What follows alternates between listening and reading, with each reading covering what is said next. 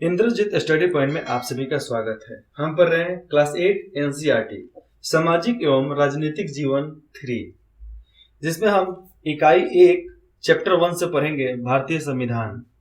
तो चलिए बिना समय गंवाए शुरू करते हैं। इकाई 1, इसमें फर्स्ट चैप्टर है भारतीय संविधान और दूसरा चैप्टर इसमें हो जाएगा धर्मनिरपेक्षता की समझ। तो हम पहला अध्याय इसमें पढ़ेंगे, भारतीय संविधान। इस अध्ययन में हम फुटबॉल के खेल से अपनी बात शुरू करेंगे। फुटबॉल से खेल से शुरू कर रहे हैं क्योंकि नियम को बताना है तो ऐसे खेल से शुरू किया जाता है जिसमें नियम बहुत ज्यादा होता है। आप में से ज्यादातर बच्चों ने फुटबॉल का नाम तो सुना ही होगा, बहुतों ने खेला भी होगा।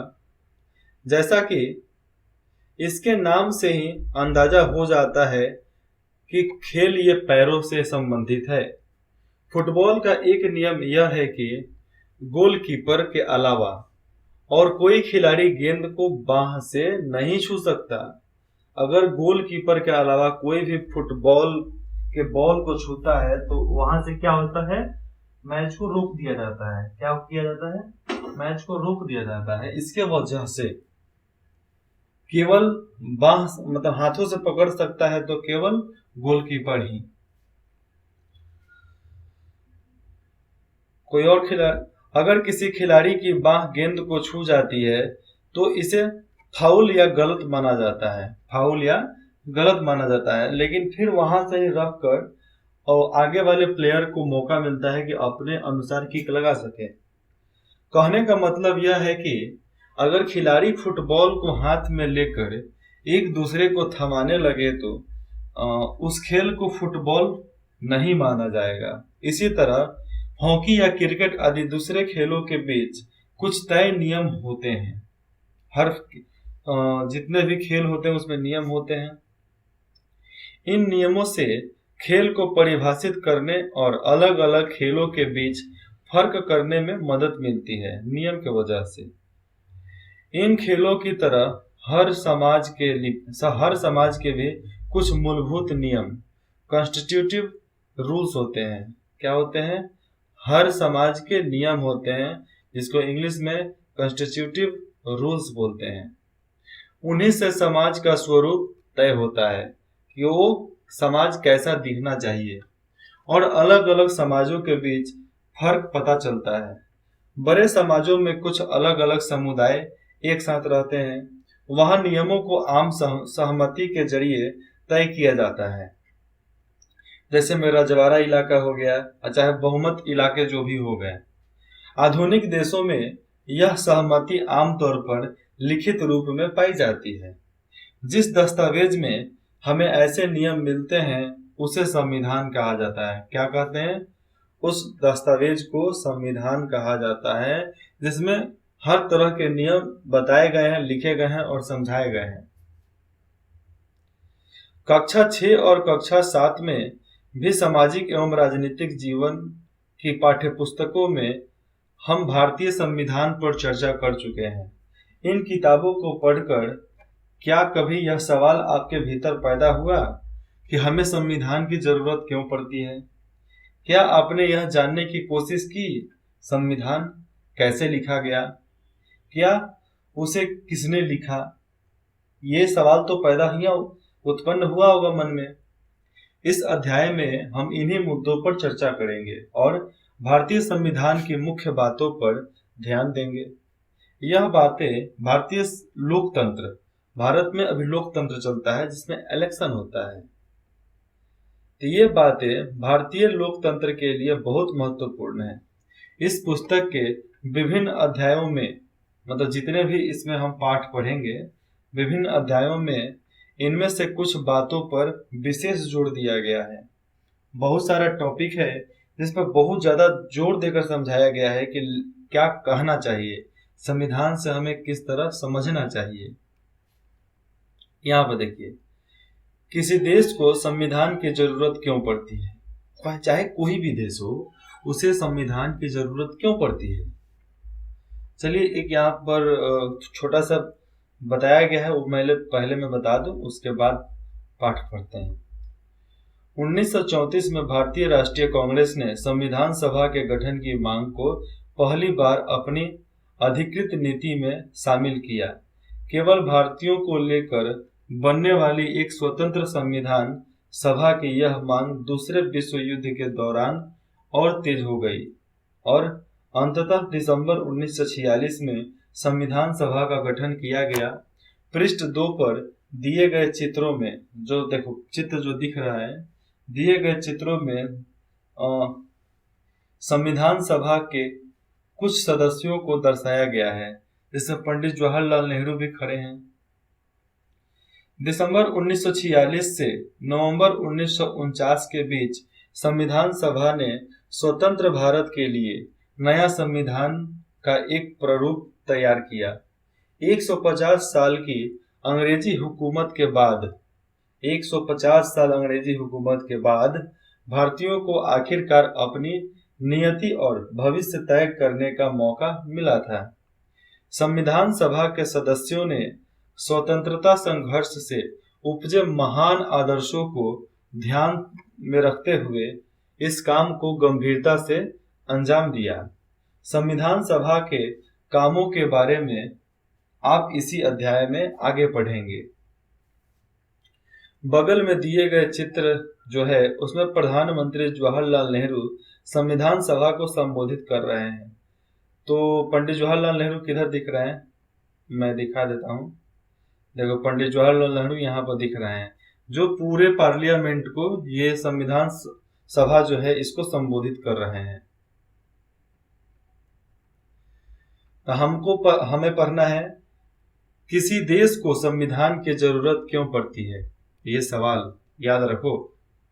आज दुनिया के ज्यादातर देशों के पास अपनी संविधान है, मतलब उनका अपना संविधान है, उसी के अनुसार वो कार्य करते हैं। आमतौर पर सभी लोकतांत्रिक देशों के बीच में उम्मीद की जा सकती है कि उनके पास संविधान जरूर होगा, लेकिन इसका यह मतलब नहीं है कि जिन देशों के पास अपने संविधान होते हैं वे सभी लोकतांत्रिक प्रदेश ही या देश ही होते हैं। कोई गारंटी नहीं है कि हो सकते हैं। संविधान कई उद्देश्यों की पूर्ति करता है। पहला, यह दस्तावेज उन आदर्शों को सूत्रबद्ध करता है जिनके आधार पर नागरिक अपने देश को अपनी इच्छा और सपनों के अनुसार रच सकते हैं। मतलब जिस तरह चाहते हैं उस तरह अपने आप समाज को, जो भी उनका समाज है, उस समाज को एक नीतिगत ढांचा, मतलब एक बहुत अच्छे मार्ग पर चला सकते हैं।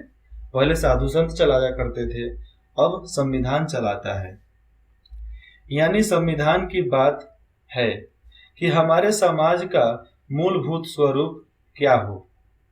ये संविधान में है कि हमारे समाज का मूलभूत स्वरूप क्या हो, कैसा हमारा फ्यूचर दिखना चाहिए। देश के भीतर आमतौर पर कई समुदाय रहते हैं, बहुत सारे लोग रहते हैं, बहुत सारे जातियां रहती हैं, बहुत सारे अलग अलग प्रकार के आदिवासी भी हैं। उनके बीच कई बातें सामान्य होती हैं, एक जैसे, लेकिन जरूरी नहीं कि वह सारे मुद्दों पर एक दूसरे से सहमत हो, और ये भी जरूरी नहीं है कि वो एक दूसरे से सहमत हो कि नहीं भाई तुम बोलो जो सही, हम बोले जो सही। संविधान नियमों का एक ऐसा समूह होता है जिसको एक देश के सभी लोग अपने देश को चलाने की पद्धति के रूप में अपना सकते हैं। और संविधान का एक नियम होता है जिसकी वजह से हर किसी को उसको अपनाना ही पड़ता है, क्योंकि अपना देश चलाना है तो उसे अपनाना ही पड़ेगा। नहीं अपनाओगे तो देश नहीं चलाओगे, बार बार भगदौड़ होगा और बाद में वो देश टूट जाएगा कई भागों में। इसके जरिए वे न केवल यह तय करते हैं कि सरकार किस तरह की होगी, बल्कि उन आदर्शों पर भी एक साझी समझ विकसित करते हैं जिनकी हमेशा पूरे देश में रक्षा की जानी चाहिए। अब देखो, संविधान तो तय करता है कि हमें सरकार कैसी चाहिए और उनकी आदर्श कैसा होना चाहिए। उसी को साझी समझ विकसित करो और अपने देश को आगे बढ़ाओ। हमेशा पूरे देश में रक्षा की जानी चाहिए और उन सबकी और हमारे संविधान की हमेशा पूरे देश में रक्षा की जानी चाहिए। और देशवासियों की रक्षा करने की जिम्मेवारी सरकार की होती है। लेकिन सरकार ही अंधा निकल जाए तो भाई जनता का क्या होगा।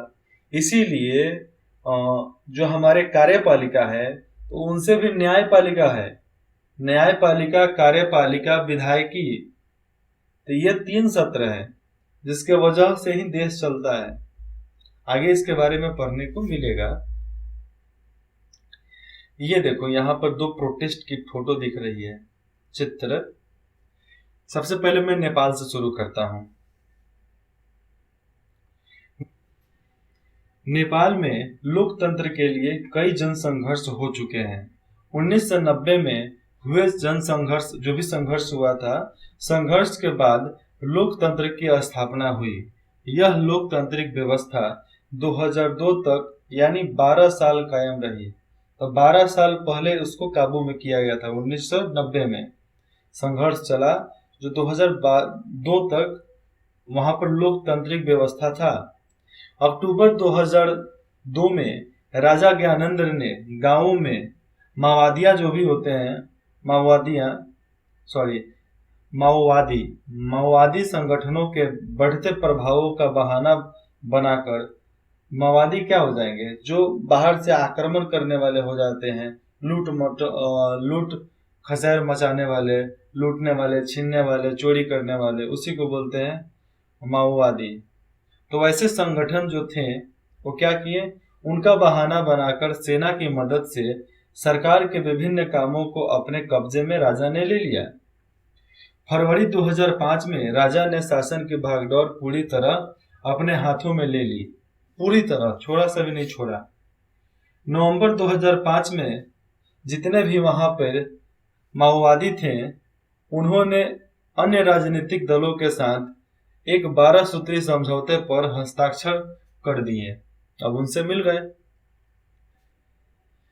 इस समझौते में आम लोगों को लोकतंत्र और अमन चैन बहाल होने की उम्मीद दिखाई दे रही थी। अब लोगों को भी लग गया था कि हमारे देश में लोकतंत्र और अमन चैन बहाल हो जाएगा। लोकतंत्र के लिए चल रहा यह जन आंदोलन 2006 तक अपने शिखर पर पहुंच चुका था। आंदोलनकारियों ने राजा की ओर से दी गई जितने भी छोटी मोटी रियासतों को नामंजूर कर दिया, ठुकरा दिया कि भाई मेरे को नहीं चाहिए। आखिरकार अप्रैल 2006 में राजा को तृतीय संसद बहाल करके राजनीतिक दलों को सरकार बनाने का मौका देना पड़ा। 2008 में राजतंत्र को खत्म करने के बाद नेपाल लोकतंत्र बन गया। 2006 में लोकतंत्र की मांग को लेकर चलने वाले राजनीतिक आंदोलनों के दृश्य ऊपर के चित्रों में दिए गए हैं। देखो ये सब चित्र वहां के दिए गए हैं। जैसे प्रोटेस्ट हुआ था, वहां पे लड़ाई हुआ था, जन आंदोलन हुआ था, जनसंघर्ष हुआ था, जिसके वजह से वहां पर अमन बहाली हुई, अमन चैन का बहाली हो गया। इन बातों का क्या मतलब है, यह समझने के लिए आइए 2 बिल्कुल अलग अलग परिस्थितियों पर गौर करें। दोनों घटनाएं भारत की उत्तरी सीमा पर स्थित नेपाल के ताजा इतिहास की घटना है, एकदम ताजा इतिहास की घटना है। समाचार पत्रों के माध्यम से ऊपर दी गई अखबार में बताया गया है कि नेपाल के लोगों ने हाल ही में एक अंतरिम संविधान को मंजूरी दी है। जो भी हाल ही फिलहाल में कोई संविधान बना है उसको मंजूरी दी है। सवाल यह उठता है कि नेपाल में पहले से ही संविधान था तो उसे नए संविधान की जरूरत क्यों पड़ी। इसका कारण यह है कि कुछ समय पहले तक नेपाल एक राजतंत्र था, वहां राजा का शासन था। 1990 में बना नेपाल का पिछला संविधान इस सिद्धांत पर आधारित था कि शासन की सर्वोच्च सत्ता राजा के पास होगी। जितना भी शासन का काम है वो राजा के हित में होगा, दूसरे किसी के काम में नहीं आएगा। नेपाल के लोग कई दशक से लोकतंत्र की स्थापना के लिए जन आंदोलन करते चले आ रहे थे। इसी संघर्ष के फलस्वरूप 2006 में आखिरकार उन्हें राजा की सत्ता को खत्म करने में कामयाबी मिल गई। नेपाल के लोग लोकतंत्र के रास्ते पर चलना चाहते थे और इसके लिए उन्हें एक नया संविधान चाहिए था, एकदम नया संविधान। वे पिछले संविधान को इसलिए नहीं अपनाना चाहते क्योंकि उसमें वे आदर्श नहीं थे जो वे नेपाल के लिए चाहते थे और जिनके लिए वे लड़ते रहे थे, जिनके लिए वो लड़ रहे थे। अब देखिए, अगर कोई लड़ाई लड़ रहा है, किस एक नया पर्पस के लिए लड़ाई लड़ रहा है, तो हमारा पुराना घिसा पिटा जो नियम है उसको तो बदलना पड़ेगा ना भैया। तो उसको बदलने के लिए ही संविधान को नया तरीका से लाया गया, एकदम नया। जिस तरह फुटबॉल खेल में नियम बदलते ही खेल बदल जाता है, उसी तरह नेपाल को भी राजतंत्र की जगह लोकतांत्रिक शासन व्यवस्था पर चलने के कारण अपने सारे नियम बदलने होंगे ताकि एक नए समाज की रचना की जा सके। यही कारण है कि नेपाल के लोगों ने 2015 में अपने देश के लिए एक नया संविधान अपनाया। 2015 में आकर ऊपर के चित्र के साथ दिए गए अंश में लोकतंत्र के लिए नेपाल के संघर्ष के बारे में बताया गया है। और ऊपर का जो चित्र दिखाए हैं प्रोटेस्ट वाला, आंदोलन वाला, तो उसमें बताया जा रहा है कि लोकतंत्र के लिए कैसे कैसे संघर्ष लोगों ने किया था। क्या किया होगा यार, थोड़ा सा मारपीट किया होगा, नहीं तो गांधी जी जैसा अनशन पर बैठा होगा, नहीं तो पुतला फूकेगा, उसके अलावा क्या कर सकता है? How can do it. संविधान का दूसरा मुख्य उद्देश्य होता है देश की राजनीतिक व्यवस्था को तय करना। नेपाल के पुराने संविधान में कहा गया था कि देश के शासन की बागडोर राजा और मंत्रिपरिषद के हाथों में होगी। जिन देशों ने लोकतांत्रिक शासन पद्धति या राज्य व्यवस्था चुना है, जो लोग राज्य व्यवस्था चुन लिए हैं, वहां निर्णय प्रक्रिया के नियम तय करने में संविधान बहुत अहम भूमिका अदा करता है। और देखो, कोई भी सरकार बना, no problem, nothing else, but कोई भी भूमिका हमें अदा करना है तो उसके लिए तो कोई नियम तय होना चाहिए ना। तो उसी नियम को संविधान बोलते हैं, उसी को राज्य व्यवस्था बोलते हैं कि राज्य व्यवस्था उसको कायम करे। लोकतंत्र में हम अपने नेता खुद चुनते हैं। जैसे में इंडिया में मोदी जी को प्रधानमंत्री और बिहार में नीतीश कुमार को चुना गया है, लेकिन अब पार्टी फिर बदलने वाली है ताकि हमारी ओर से वो सत्ता का जिम्मेवारी के साथ इस्तेमाल कर रहे हैं। फिर भी देख भाई, कोई भी सरकार होता है वो भी अपने हिसाब से बहुत जिम्मेदार रहता है और उसी के साथ जिम्मेदारी के साथ ही काम करता है। फिर भी इस बात की संभावना हमेशा रहती है कि ये नेता सत्ता को दुरुपयोग कर सकते हैं। हमेशा रहता है कि नेता सत्ता का दुरुपयोग करते रहेंगे। इस तरह की विकृति से बचाव के उपाय संविधान में मिलता है। अब कैसे बचना है उसका उपाय भी संविधान में है। राजनेताओं द्वारा सत्ता के इस दुरुपयोग से लोगों के साथ भारी अन्याय हो सकता है। इसका एक उदाहरण नीचे दी गई है, चित्रकथा पटक में लिखा है। ये मैं आसानी से बता देता हूँ। इसमें एक टीचर जो है वो इस बच्चे को, मॉनिटर को बोलती हैं कि क्लास पर ध्यान रखना, लेकिन मॉनिटर बहुत शरारती होता है और जो मॉनिटर बोलता है वही मैम मानती हैं। तो नीचे बैठा हुआ है एक लड़का जिसका नाम है सुरेश। क्या नाम है? सुरेश। तो सुरेश मॉनिटर का नाम था और जो बच्चा पीड़ित होता है उसका नाम है अनिल। तो ये सुरेश बोलता है कि अनिल क्लास को डिस्टर्ब कर रहा था, लेकिन ऐसा नहीं हुआ। इसीलिए संविधान बना कि ना चाहते हुए भी जिसको हम सजा दे देते हैं, अब संविधान नियम बन जाएगा तो क्या होगा, सही और गलत को देखकर ही फैसला किया जाएगा। इसीलिए संविधान बनता है। लोकतांत्रिक समाजों में प्रायः संविधान ही ऐसे नियम तय करता है जिनके द्वारा नेताओं के हाथों सत्ता के इस दुरुपयोग को रोका जा सके। भारतीय संविधान में ऐसे बहुत सारे कानून मौलिक अधिकारों वाले खंड में दिए गए हैं। क्या आपको कक्षा 7 की पुस्तक में दिए गए दलित लेखक, जो उसमें दलित लेखक ओम प्रकाश वाल्मीकि के अनुभवों की कुछ यादें हैं? उसी अध्याय में बताया गया है कि ओम प्रकाश को दलित होने के कारण जिस तरह के भेदभाव का सामना करना पड़ता था, वह आपने पढ़ा था कि भारतीय संविधान देशों के जितना भी संविधान है, भारतीय संविधान देशों के सभी व्यक्तियों को समानता का अधिकार देता है। जैसे में देखो, होता क्या था, जो भी दलित थे उन्हें छुआछूत बोलते थे। कोई बड़े कास्ट वाले, जनरल कास्ट वाले, वो कभी भी निचली कास्ट से छुआते ही नहीं थे, बोलते थे कि छुआ जाएंगे, छुआछूत। और था, मंदिर में नहीं जाने देना, धर्म स्थलों पर नहीं जाने देना, शादी में ठीक से बैठकर खाना नहीं है, और उनके शादी में कोई जाता नहीं था। और जितने भी दलित लोग थे वे उनके शादी में जाते थे डर के मारे, खाने के लिए, डर से खाना खाने के लिए चले जाते थे, एकदम डरे डरे।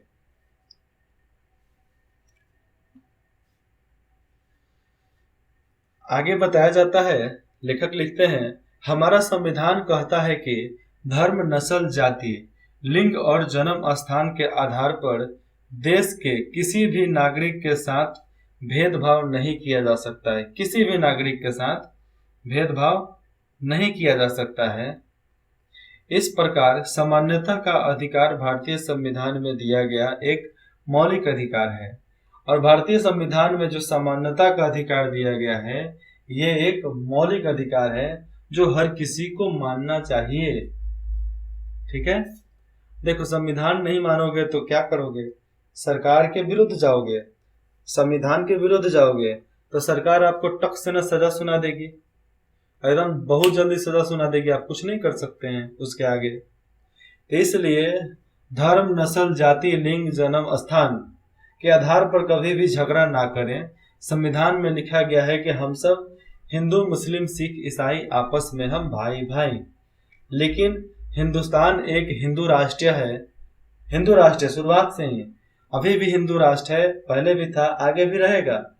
लेकिन आज इतने साल गुलामी में झेलने की वजह से बहुत सारे बाहर के देशों के भी लोग आ गए हैं, और कुछ इस देश में से भी किसी दूसरे धर्म में चले गए हैं, हिंदू धर्म से किसी दूसरे धर्म में परिवर्तित हो गए हैं। तो वो बोलते हैं कि नहीं, हम अलग अलग हैं। इसलिए संविधान बना कि हिंदू, मुस्लिम, सिख, ईसाई आपस में हम भाई भाई, झगड़ा खत्म, झगड़ा नहीं करना का। ठीक है, और इसके बाद लोकतंत्र में संविधान का एक महत्वपूर्ण काम यह होता है। चलिए, वीडियो बहुत लंबा हो गया है, तो इसको हम अगले पार्ट में पढ़ते हैं, अगले भाग में, भाग 2 में। तब तक इंद्रजीत स्टडी पॉइंट में जुड़ने के लिए आप सभी का हमारे और हमारे टीम की तरफ से बहुत बहुत धन्यवाद। अगर आपको कुछ भी डाउट हो तो आप कमेंट में पूछ सकते हैं, कमेंट भी कर सकते हैं, और डिस्क्रिप्शन के दिए गए व्हाट्सएप नंबर पे भी मैसेज कर सकते हैं। लेकिन वो मैसेज 24 घंटा के लिए वैलिड होता है, इसलिए आपको विदिन 24 आवर के अंदर कंपनी आपको कांटेक्ट कर लेगी।